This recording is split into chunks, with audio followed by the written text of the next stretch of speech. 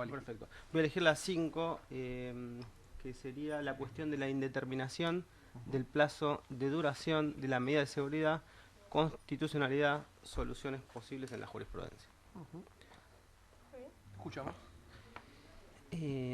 Bueno, respecto al problema de las medidas de seguridad, han sido adoptadas históricamente dos tipos de soluciones diferentes.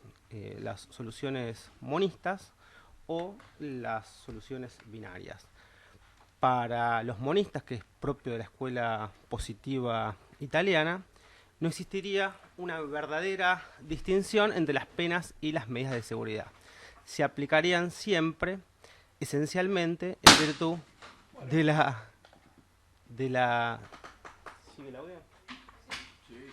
En virtud de la peligrosidad relevada por el sujeto individualizado como delincuente, y por otra parte, en función de la necesidad de, entre comillas, proteger al Estado de ese, entre comillas, delincuente. Esa es la concepción en la escuela positiva italiana. No sé cuánto tiempo tengo para... En principio, más o menos, la exposición está entre 25 y 30 minutos. Perfecto. Esto se contrapone con las teorías binarias, ¿no? En donde se advierte una nítida distinción entre lo que es una medida de seguridad impuesta a un sujeto al cual no se le puede reprochar la acción típica de antijurídica, justamente por carecer de culpabilidad, por no tener esa capacidad psíquica de culpabilidad imprescindible a la hora de poder reprochar un injusto. Del otro lado, la pena sería la consecuencia de un acto típico antijurídico y culpable, es decir, se impondría como consecuencia de un delito penal a sujetos responsables. Medidas de seguridad para inimputables, penas para sujetos responsables. Existe un serio riesgo de tener en cuenta como único... Este es el sistema adoptado por nuestro codificador, ¿no es cierto? Si bien hubo una larga evolución histórica en el derecho penal argentino, en este momento, bueno, la situación es penas para los sujetos imputables y medidas de seguridad para los inimputables. Pero quiero hacer hincapié en el riesgo que existe en tener en cuenta las necesidades de prevención especial, en principio negativas, como único factor para poder determinar judicialmente la medida de seguridad. Y esto me lleva a plantearme, por lo menos, yo me he elaborado cinco cuestiones que me parecen fundamentales que habría que tratar en esta exposición, que voy a tratar de hacerlo en los 20 minutos que quedan, ¿no es cierto? En primer lugar, ¿cuál es la naturaleza jurídica de la medida de seguridad? Es decir, si tiene la misma naturaleza jurídica que una pena, es aflictiva, es coactiva, etcétera, ahora lo vamos a ver. En segundo lugar, si tiene la naturaleza jurídica de una sanción, ¿cuál es el fundamento que puede tener el Estado para imponer una sanción? En tercer lugar, ¿qué es lo que distingue la pena de la medida de seguridad? Teóricamente y en la praxis, ¿no es cierto? En cuarto lugar, voy a tratar de establecer cuál es el criterio que ha sido adoptado por nuestros máximos tribunales, en especial por la Suprema, primero por la Corte Suprema de Justicia de la Nación, en el caso Antuña, en la jurisprudencia, en el caso Tufano, en fallos 331, 211, a veces no sé los nombres porque cuando uno lo busca en la jurisprudencia de internet no sale el nombre de las partes, salen los números, por eso me recordé el número 331, es un Leiden Case, 331, 211. ¿Cuál es el criterio que han adoptado tanto la Comisión Interamericana de Derechos Humanos como la Corte Interamericana de Derechos Humanos, sobre todo a partir de ese precedente tantas veces citado por nuestro máximo tribunal, que es Ximena López versus Brasil, de la Corte Interamericana de Derechos Humanos? ¿Cuál es el criterio del Tribunal Europeo de Derechos Humanos, al que también miran ese diálogo entre Cortes Supremas Interamericanas y Tribunal Europeo de Derechos Humanos? En el precedente desde el precedente Winterweb versus Países Bajos en adelante, y cuál es, por supuesto, el criterio de la Suprema Corte de Justicia de Buenos Aires. Hay un caso, creo que es Tujano, me acuerdo, no dice el nombre de la sentencia, es un caso que vino del Departamento Judicial de Morón. Yo pertenezco al Departamento Judicial de Morón, sé que la sentencia es muy reciente, es del 8 de mayo del año 2019, en donde los votos de Soria y de la doctora Coam citan expresamente estos precedentes, Antuña, Tufano, los fallos 331, 211. Después de hacer este reconto, es decir, después de establecer si es una pena, cuál es el fundamento de la pena, qué distinción hay con la pena, y de establecer cuáles son los criterios que han primado en nuestros tribunales superiores e internacionales, voy a tratar de extraer algunas conclusiones y después tomar mi posición, la que tendría como eventual candidato a cubrir un cargo de juez de casación. En primer lugar, siguiendo un trabajo muy interesante de la profesora Toso, entiendo que claramente una medida de seguridad tiene la naturaleza jurídica de una sanción. ¿Por qué? Porque está impuesta en virtud de una ley, porque es impuesta como consecuencia de un acto voluntario, humano. Es también consecuencia no de cualquier acto, sino de un acto antijurídico, tiene que estar acreditado por injusto, hay una acción que además es típica y que es antijurídica. No la puede imponer cualquier persona, sino que la tiene que imponer una autoridad estatal, y además tiene claramente, cuando es coactiva, cuando es una internación psiquiátrica coactiva, tiene claramente un carácter aflictivo e incluso mucho más todavía que la pena, en palabras del mismo profesor Roxin. Aceptado, que es esto que nos recuerda ese nombre de la farsa de las etiquetas, ¿no? No la llamamos pena, pero en la praxis se termina transformando en una sanción que tiene un mayor rigor que eventualmente la que hubiera podido sufrir un sujeto susceptible de ser condenado a una pena porque es pasible de ser considerado responsable. Entonces se produce esta suerte de farsa de etiquetas. ¿Cuál es el fundamento? Voy a tratar de ser lo más rápido posible, que ha tenido el Estado para imponer una pena. Aceptado que esta medida de seguridad participa enormemente de las características de una pena. ¿Cuál es el fundamento? Bueno, esto se viene discutiendo desde Caín y Abel hasta la fecha. Hay dos grandes corrientes en la doctrina, algunos que hoy en día que legitiman la pena, que la aceptan, y otros directamente que parten, como el profesor Zaffaroni, que parten en concepciones negativas y agnósticas de la pena. Voy a dejar de lado estas posiciones que directamente no creen en la pena. Vamos a partir de las posiciones que sí la aceptan. Para algunos, como decía el profesor Soler, citando a la famosa frase de que Platón pone en boca de Protágoras, se castiga porque sea pecado, y para otros se castiga para que no se siga pecando. De ahí surge, no quiero demorarme en esto, pero bueno, de ahí surge la clásica distinción entre teorías justas y teorías útiles. Dentro de las teorías justas, algunos ven al delito como un mal que puede ser reparado, las teorías de Kohler o de Keats, y otros no. Si al mal del delito le sumo un segundo mal, el de la pena, el resultado no es una compensación de males, sino un mal doble. Y aparecen las posiciones retributivas a la manera de Stahl, retribución divina, a la manera de Kant, con sus imperativos categóricos, o a la manera de Hegel, ¿no? La pena es la negación del derecho y por lo tanto la reafirmación. Y ya vemos en los discípulos de Iacos que algunos vienen hablando de una suerte de retribucionismo, pero no en términos hegelianos, sino en términos simbólicos, una suerte de retribucionismo funcional. A partir de Rousseau se produce esa relativización del concepto del Estado, y esa relativización del concepto del Estado pasa al campo del derecho penal, claramente a través de la obra del Marqués de Beccaria. El derecho penal surgiría de esas porciones de libertades cedidas al momento del pacto social, y Feuerbach se imagina el alma del delincuente como un campo de batalla entre dos universos, los impulsos que le impelen al delito y los que le impelen a evitar de cometer delitos. Entonces dice, la pena representa un impulso negativo y contrario a esa fuerza del delito. La obra de Feuerbach, como sabemos, es seguida muy de cerca en Italia a través de los trabajos de Impalomeni y de Alimena.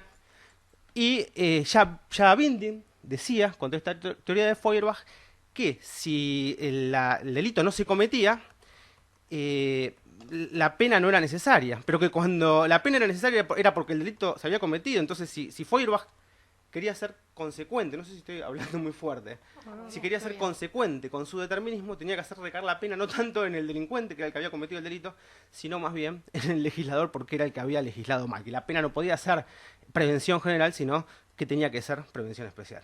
Como todos sabemos también, y yendo rapidísimo, ¿no? Von Lis en su famoso programa de Hamburgo clasifica a los, entre comillas, delincuentes, le asigna una función a la pena de acuerdo a cada una de esas categorías, y dice, bueno, para el delincuente, entre comillas, ocasional, la pena va a ser prevención especial negativa, hay que asustarlo. Para el multireincidente, el asesino serial, la pena tiene que ser prevención especial también negativa, hay que inoculizarlo, neutralizarlo, evitar que siga cometiendo delitos. Y para el sujeto que es susceptible de ser resocializado, la pena tiene que ser prevención especial positiva. Ya Carrara decía que imponer una pena solamente por una razón de utilidad social, lo único que terminaba por legitimar era la autoridad del tirano, y que las teorías útiles habían olvidado el pasado, se habían olvidado de que si era justo imponer una pena era porque en el pasado se había cometido un delito, pero que las teorías absolutas lo que se olvidaban era del futuro, que se acepta la imposición de una pena porque hay que evitar que en el futuro se sigan cometiendo delitos. Aparecen las teorías mixtas a la manera de Merkel, Carrara, el mismo Soler, para poner un ejemplo en Argentina. Y ya Muñoz Conde, en el derecho español, va a decir que constituyen algo así como una suerte de cuadratura del círculo de muy difícil solución porque tratan de fusionar, mezclar o juxtaponer elementos que provienen de las más irreconciliables corrientes del pensamiento universal. Con lo cual la solución tendrían que ser las teorías dialécticas a la manera de Schmidt-Heuser, que es el verdadero precursor teórico del profesor Klaus Roxin, o dialécticas a la manera del profesor Roxin. Schmidt-Heuser advierte una diferencia en la vida de la pena de acuerdo a diferentes momentos, una fase legislativa, una fase de determinación judicial, una fase de ejecución, y Roxin logra desatomizar el problema de la pena en el marco del derecho penal. Dice, ¿cuál es la función del derecho penal? Proteger o evitar las conductas que lesionan o que ponen en peligro los bienes jurídicos fundamentales o las prestaciones públicas imprescindibles. Entonces esa va a ser la función de la vida de la pena en la fase legislativa. La pena amenazada en el momento legislativo va a determinar su seriedad en el momento de la determinación judicial de la pena, se va a confirmar en su seriedad y después va a ser ejecutada en la fase de prevención. En la fase legislativa van a predominar los fines de prevención general, en la fase de determinación judicial los fines preventivos especiales y generales, y en la fase de ejecución los fines preventivos especiales. Con dos límites, dice Roxin, y esto es muy importante para poder comprender el problema de la determinación de las medidas de seguridad. Dos límites, dice Roxin. O sea, lo que va a guiar a la pena, en el momento fundamental de la pena, en el momento de su determinación judicial, van a ser las necesidades de prevención especial positivas y negativas. Con un límite mínimo, que son las necesidades de prevención general. Es decir, las necesidades de prevención general negativa. La gente se tiene que tomar en serio la amenaza. Si yo amenazo con una pena en el delito y después cuando alguien comete el delito no le impongo una pena, no le pongo por lo menos un mínimo de una pena, por más que no exista ninguna necesidad preventiva especial, por ejemplo, una persona que realiza un delito en una situación que no se va a poder volver a repetir en toda su vida, no hay necesidad tal vez de prevención especial, pero la colectividad se tiene que tomar en serio la amenaza. Y un límite máximo que va a venir dado, y esta es la crítica que le dirige la doctrina moderna, porque Roxin, después de haber partido de negar toda posibilidad de probar el libre albedrío, dice, voy a imponer como límite máximo al poder punitivo del Estado en el momento fundamental de la vida de la pena. El límite máximo va a venir dado por el principio de culpabilidad. Le va a pedir prestado a las teorías absolutas justamente el único baremo irreemplazable para poder ponerle un límite a un predominio exagerado del poder punitivo del Estado. Entonces, en la teoría roxiniana, límite mínimo, prevención general negativa, límite máximo, la culpabilidad y, en concreto, las necesidades de prevención especial. ¿Qué diferencia tiene justamente la pena con la medida de seguridad? Que en la medida de seguridad no tenemos culpabilidad, no le puedo reprochar al autor el injusto cometido.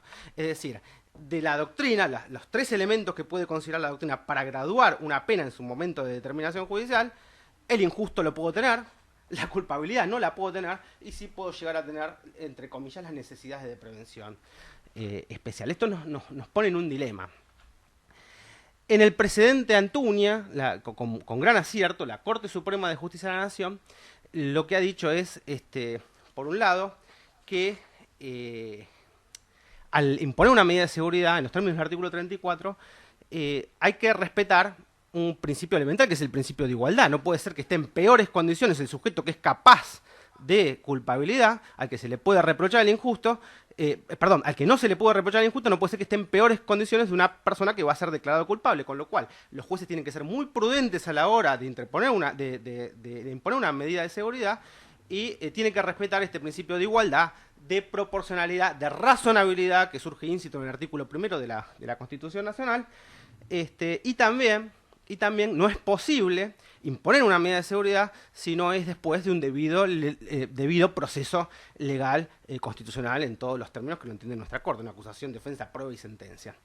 En el precedente Antuña se había dado el caso de un imputado que estaba al que se le endilgaba haber cometido un hecho de abuso sexual. A las 48 horas el juez de instrucción dispuso una medida de seguridad por tiempo indeterminado, en los términos del artículo 1 del Código Penal. Después se planteó un conflicto de competencia con la justicia civil, fue resuelto a favor de la justicia civil. Después se volvió a plantear un conflicto de competencia porque había sido internado en Castelar, entonces se planteó otro conflicto de competencia con la localidad de Morón. la causa anduvo deambulando sin rumbo fijo y en un momento se extravió el expediente y estuvo 14 años paralizado, mal archivado en el Departamento Judicial de Morón, y después la Corte dijo claramente, bueno, todos los estándares constitucionales, todos los criterios de la jurisprudencia internacional, los tratados internacionales que tienen jerarquía constitucional en virtud del artículo 75-22, incluso los parámetros que responden a estos estándares constitucionales que están contenidos en la ley 26.657, que es la Ley Nacional de Salud Mental, han sido prácticamente arrasados en este proceso hasta su máxima expresión. Y la Corte Suprema cita estos otros dos precedentes que digo, fallos 331 y 211, otro leading case, y el precedente Tufano. En esos precedentes, la Corte siempre venía insistiendo con la necesidad de poner un límite temporal a la medida de seguridad, que no era posible imponer una pena prácticamente de prisión perpetua, entre comillas, a una persona que no era capaz de culpabilidad, rompiendo todos estos principios de razonabilidad, proporcionalidad, legalidad, igualdad, debido proceso, la Suprema Corte de Justicia de la Provincia de Buenos Aires agrega todavía el concepto de tutela judicial efectiva. Estos precedentes son seguidos muy de cerca, insisto, en varios precedentes de la Suprema Corte, y pongo porque creo que es uno de los últimos, de la sentencia del 8 de mayo del año 2019. Y ahí me voy a detener un minutito porque hay dos votos, uno de la doctora Kogan y otro del doctor Soria, que es el que sigue la mayoría, y los agravios, creo que los agravios eran fundamentalmente dos. Yo no tuve acceso al expediente, ¿no? Veo lo que puedo extraer de internet, y sí leí el fallo. Y los dos agravios fundamentales, uno era la falta de fundamentación del juez de la CUBO, que había impuesto esa medida de seguridad a un monto máximo igual al establecido en el código como el máximo de la pena. Y el otro agravio era que no se habían respetado los estándares de la Corte en estos precedentes, Antuña, Tufano y fallos 331-211. La mayoría descartó este primer agravio, el de no seguir la doctrina de la Corte, y sí dijo que era necesario fundamentar la sentencia de la CUBO, por eso lo anuló y lo reenvió al Tribunal de Casación. Perdón que haya ido tan rápido, no sé cómo venimos de tiempo. Esto permite extraer diversas conclusiones. Está claro que no se puede imponer una medida de seguridad si no es después de acreditado un injusto, acreditada la conducta, acreditada la tipicidad, acreditada que no existe ninguna causa de justificación. Está claro que una medida de seguridad no puede romper el principio de igualdad, que no puede estar en peores condiciones una persona que no es capaz de culpabilidad que otro que sí lo es. Y está claro que estamos en un problema porque si la doctrina penal considera que para poder determinar judicialmente una pena necesita establecer tres parámetros de medición. Uno es la medida del injusto, otro es la medida de la culpabilidad o la reprochabilidad, y otros son las necesidades de prevención especial. Claramente, la medida de la culpabilidad, entendida como comprensión de la antijuricidad, capacidad psíquica de comprensión de la antijuricidad, ausencia de errores de prohibición invencible, capacidad psíquica para poder dirigir las acciones conforme a eso que se comprende, y un cierto ámbito de libertad para poder adecuar su conducta a esa comprensión que se tiene de la antijuricidad del acto, al descartarse la capacidad psíquica, tanto de comprensión como capacidad psíquica para poder dirigir las acciones conforme a esa comprensión que se tiene de la antijuricidad, claramente este segundo parámetro fundamental no lo podemos tener. Con lo cual, la pretensión, y acá ya estoy entrando en un terreno, digamos, resbaladizo personal, ¿no? Que esta es mi posición personal, la pretensión de que el juez acuo imponga una medida de seguridad haciendo de cuenta que el sujeto es culpable y calcule ese monto en base a lo que hubiera podido, al monto que hubiera podido poner en caso de ser declarado culpable, es de cumplimiento imposible. ¿Por qué? Justamente porque el sujeto no tenía capacidad psíquica de comprensión o no tenía capacidad psíquica para poder dirigir sus acciones conforme a la comprensión. ¿Qué culpabilidad voy a imponer? El injusto lo tenemos. Entre el mínimo y el máximo legal está clarísimo. La necesidad de prevención especial se puede determinar. Ahora, la mayor o menor reprochabilidad, es absurdo pretender valorarla en un juicio hipotético que es de cumplimiento imposible, porque justamente es inculpable porque no es capaz no es psíquicamente capaz de comprender ni de dirigir sus acciones. ¿Qué ponemos? ¿Una culpabilidad mínima? ¿Una culpabilidad máxima? ¿Una culpabilidad? ¿Hacemos de cuenta que tenía que la conducta era reprochable más o menos? Yo creo que no es posible eso que dice la Corte, y por eso hice hincapié en esa distinción entre el voto de la doctora Cohen y de la mayoría, porque la mayoría no dijo aplique la doctrina Antuño, es que por lo demás en ningún momento la Corte Suprema de Justicia de la Nación en el fallo Antuño, y lo leí completo el fallo, leí completo el fallo de 331, 211, leí completo el fallo Tufaño, en ningún momento dicen que hay que hacer de cuenta que el sujeto hubiera sido culpable para determinar judicialmente la magnitud de la medida de culpabilidad. Sí, dice que bueno, que tiene que ser impuesto respetando estos principios de razonabilidad, proporcionalidad, igualdad, legalidad y debido proceso. Entonces, ¿cómo se soluciona esto? El máximo de la pena, la Suprema Corte dijo que no, pero no dijo que no porque era algo ilegal o que no se podía hacer, sino que dijo que no porque no estaba fundado. La remisión al Tribunal de Casación es, el Tribunal no justificó por qué impone el máximo de la pena como tope legal, y nadie hablaba de que el imputado tenía que cumplir en una medida de seguridad todo ese monto de la pena, sino que lo que se decía es, como máximo eso, salvo que cesen las necesidades preventivas especiales, que es lo único que legitima en esencia la posibilidad de internar a un sujeto contra su voluntad, ¿no? En una internación psiquiátrica coactiva.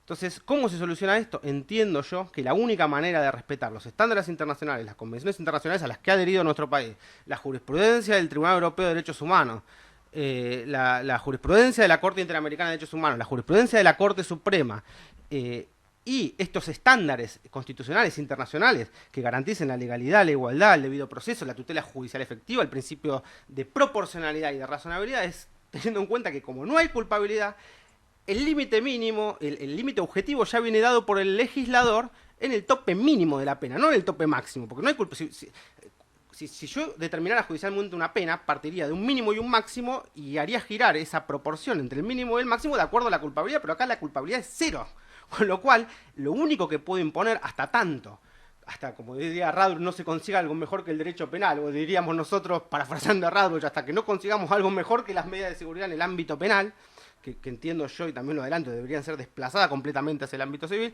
mientras sigan estando las medidas de seguridad dentro del ámbito penal, la única posibilidad, es decir, la culpabilidad es cero, puede imponer el mínimo legal siempre y cuando existan estrictas necesidades de prevención especial. Es decir, entiendo yo que así como Roxin dice, lo que va a determinar la medida de la pena en el momento de la determinación judicial son las necesidades preventivas especiales con un límite máximo y un límite mínimo.